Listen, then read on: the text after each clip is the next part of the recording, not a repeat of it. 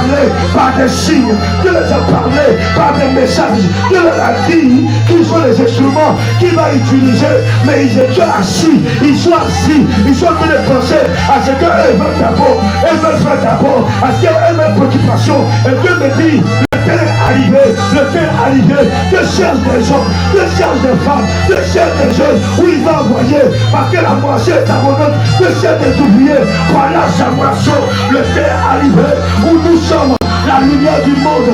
Je veux que cette lumière puisse luire, cette lumière puisse jaillir, cette lumière puisse éclairer les ténèbres. Beaucoup dans nos églises, ils sont nombreux dans nos églises qui viennent parce qu'ils viennent par intérêt. Ils sont nombreux dans nos églises qui viennent parce qu'ils ont besoin de quelque chose, mais ils sont très peu qui viennent pour gagner le ciel.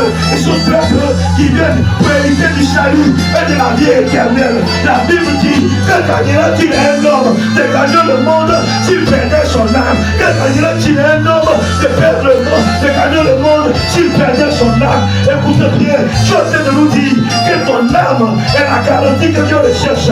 La sauvegarde de ton âme est ce que Dieu explique à ce que Dieu est fait. C'est ton âme qui doit être sauvée par ton corps, par ta chair. Le corps va partir, le corps va pourrir dans le sol. Quand quelqu'un meurt, on le met au terre, le corps pourrit.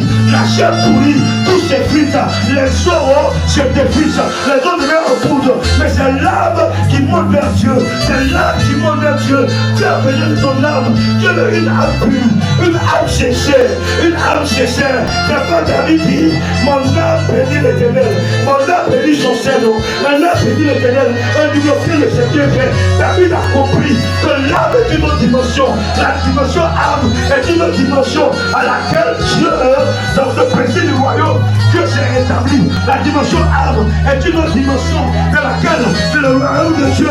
Dieu a proclamé, je ne sais pas. Il y a des gens ici qui n'ont jamais expérimenté, mais ce soir, ils vont commencer à expérimenter des choses nouvelles avec Dieu. Choses nouvelles avec Dieu. Le malheur que tu cherches va dépendre de l'état de ton âme. Le morceau que tu cherches va dépendre de l'état de ton âme. La victoire que tu cherches va dépendre de l'état de ton âme. Au nom de Jésus. Au nom de Alléluia. Alléluia. 4. Ce royaume a une armée. A dit ce royaume a une armée. Dit ce royaume a une armée. De la même manière que les différents pays ont une armée. La Bible dit notre royaume, ça a une armée qu'on appelle l'armée céleste. Mais l'armée céleste est composée de qui? Des anges. Une armée d'un pays peut jouer une guerre.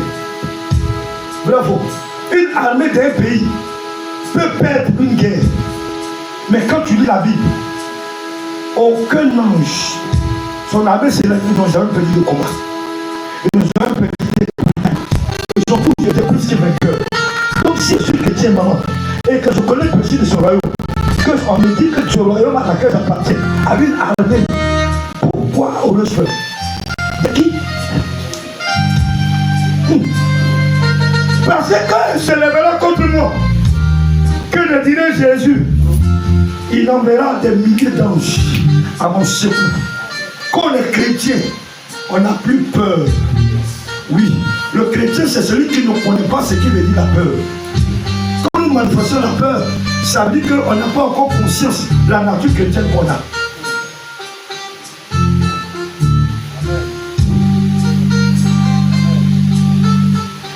Matthieu 26, verset 53 à 54.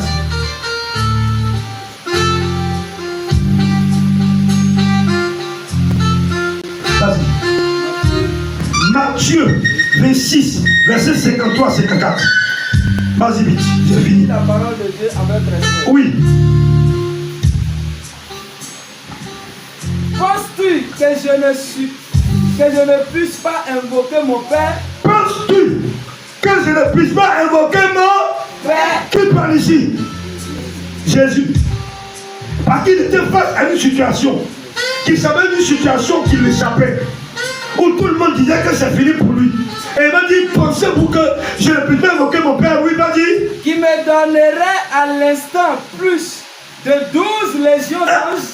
Père qui me donnera à l'instant plus de 12 légions d'anges.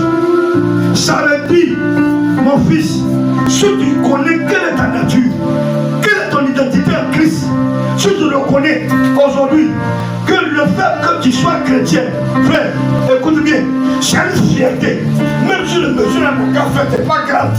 Mais le fait que tu sois chrétien, frère, écoute bien, tel qu'on se lèvera, frère, parce que là où tu es là, il y a des gens qui sont tapis dans l'eau. Je ne sais pas comment ils ont travaillé pour que tu quittes ici. Ah, que où ils sont rentrés. Mais il y a une armée que Dieu envoie. Et puis on dit, mais on a fait, on a roulé. Et puis on dit le matin, tout doit être réglé. On regarde et puis tu es calé. On vous dit, je suis calé. On vous dit, je suis calé. Même si on dit c'est mauvais, je suis calé. Parce que la lumière que je transporte, un matin va éclairer ça. On va éclairer ça. Et c'est là maintenant Dieu va manifester mon bénéfice. Il a oui, tout le jour, oui.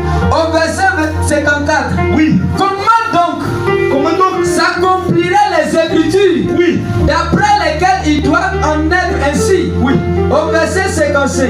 C'est bon. Alléluia. Alléluia. Alléluia.